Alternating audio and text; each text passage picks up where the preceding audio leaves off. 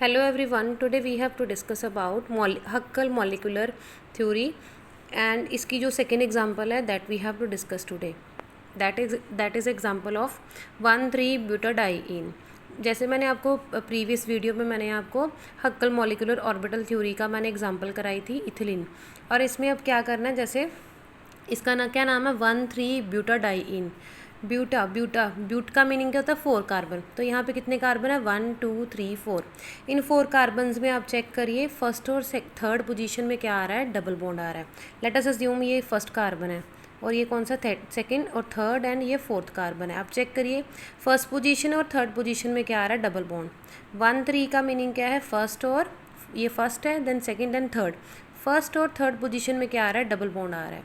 ठीक है, तो अब इसकी जो है molecular orbital theory for the जो मैंने आपको एक्सप्लेन किया था टेबल बना के, उसका कैसे करना है। तो फर्स्ट ऑफ ऑल जो स्टेप नंबर 1 वो तो एज इट इज़ ही रहेगा आपका। स्टेप नंबर 1 क्या था, हमने क्या फाइंड करने हैं, pi number of pi electron bond. तो number of pi electron bond check करिए यहाँ पे कितने हैं, चेक करिए number of pi electron bond कितने हैं 1 2 3 4 एंड पाई इलेक्ट्रॉन बॉन्ड कितने हो गए 4। अब टोटल कार्बन्स कितने हैं, स्टेप नंबर 1 क्या रहता है, आपने total number of pi electron bond find करने, वो कितने हैं 1 2 3 4।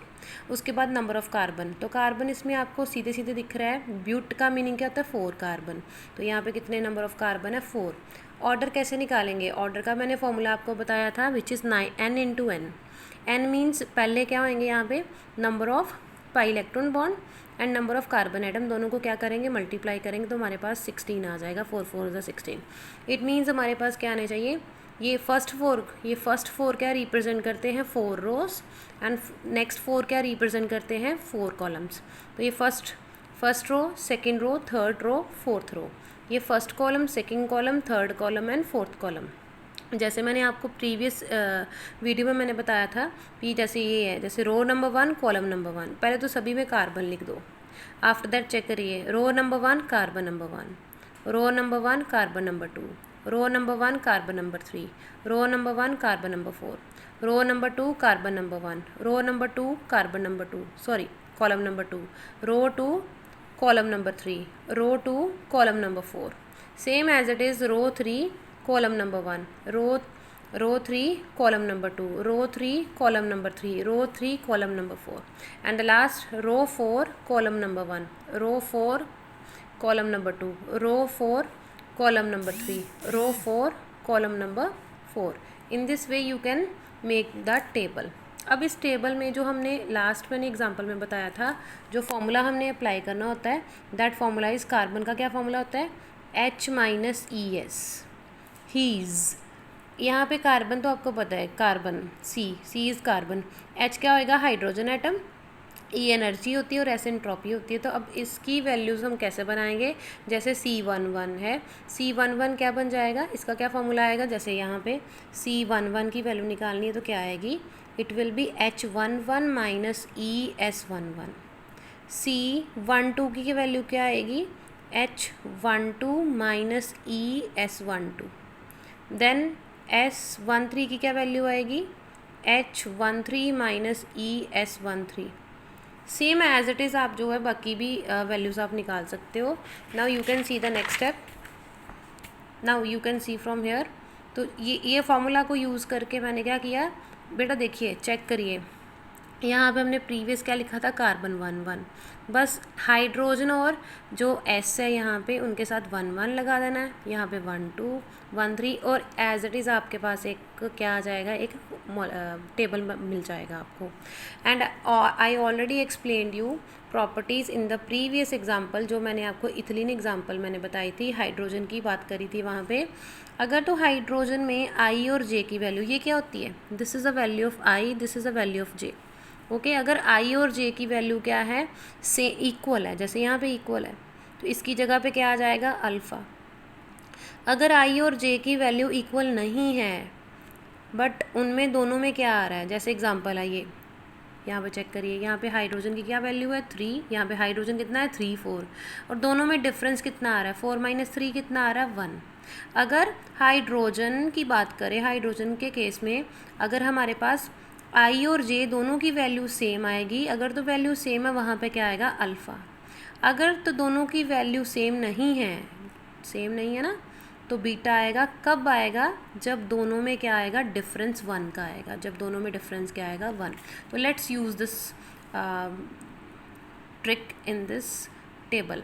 ये तो हो गई बात एच की। अब एस की बात, अगर तो एस की वैल्यू बात करें, अगर एस क्या है, सेम है, आई और जे की वैल्यू सेम है, जैसे यहाँ पे एस की वैल्यू क्या है, यहाँ पे चेक करिए, आई और जे की वैल्यू दोनों में क्या है, सेम है। अगर आई और जे दोनों सेम है तो वहाँ पे क्या आएगा, 1। अगर आई और जे सेम नहीं है तो वहाँ पे क्या आएगा, 0। सेम हेयर, यहाँ पे क्या आएगा, 0, यहाँ पे 0, ये 0 0, यहाँ पे 1 आएगा, यहाँ पे 0। ये आपको रूल्स जो है ना, ये दो, फर्स्ट पॉइंट ये है हाइड्रोजन के लिए, अगर आई और जे की वैल्यू इक्वल है तो अल्फ़ा आएगा, अगर इक्वल नहीं है तो क्या आएगा, वहाँ पे बीटा आएगा। कब आना है, जब दोनों में या जैसे यहाँ पे डिफरेंस क्या होएगा, 1 होएगा। अदरवाइज़ अगर आई और जे की वैल्यू इक्वल नहीं है और दोनों में 1 का डिफरेंस नहीं आ रहा, देन वहाँ पे हमने 0 लिख देना है। ओके, इसको कैसे अप्लाई करना है मैं आपको एग्जांपल करवा के बताती हूँ। जैसे ये है, यहाँ पे क्या है बताइए, चेक करिए, यहाँ पे क्या है, H11, आई और जे दोनों की वैल्यू क्या आ रही है, सेम। अगर तो सेम आती है तो क्या आएगा, अल्फ़ा। ई तो एज इट इज़ रहेगा, और एस मैंने बताया था अगर दोनों की वैल्यू सेम रहेगी तो क्या आएगा, 1 आएगा, तो 1 पुट कर दिया। नेक्स्ट हाइड्रोजन, अगर हाइड्रोजन की बात करें तो आई और जे जब सेम नहीं है, आई की वैल्यू और जे की वैल्यू सेम नहीं है, बट उन दोनों में डिफरेंस कितना आ रहा है, दोनों को माइनस करके देखो जरा, 2 - 1 कितना आ रहा है, 1। अगर डिफरेंस 1 आ रहा तो क्या आएगा, बीटा, माइनस ई रहेगा as it is, and S12। और मैंने आपको बताया था अगर S की वैल्यू, अगर S के लिए I और J इक्वल है तब 1 आएगा, अगर इक्वल नहीं है, ये इक्वल नहीं है ना, I की वैल्यू 1 है, J की वैल्यू 2 है, तब यहाँ पे क्या आएगा, 0। तो मैंने यहाँ पे क्या लिख दिया, 0।